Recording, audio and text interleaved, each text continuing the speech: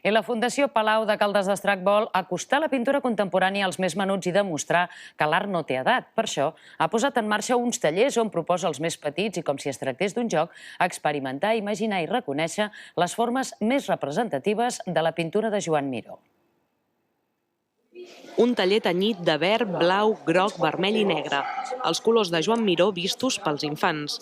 La Fundació Palau de Caldes d'Estrac proposa als més petits experimentar i reconèixer els personatges i la simbologia de l'artista, ocells, llunes i estrelles.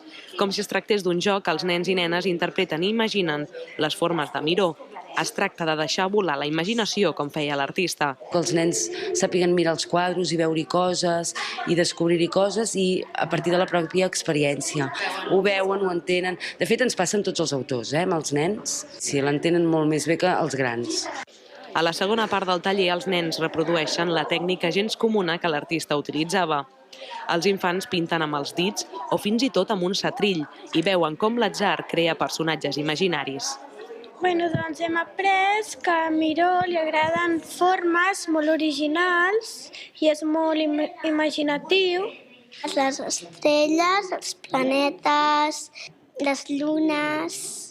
Encara no he acabat, ara pintaré el vermell i després faré el groc. L'obra de Joan Miró, amb el nom de Galeria d'Antiretrats, s'exposa a la Fundació fins al 4 de febrer. La Fundació Palau de Caldes d'Estrac acosta la pintura contemporània als més menuts i demostra que l'art no té edat.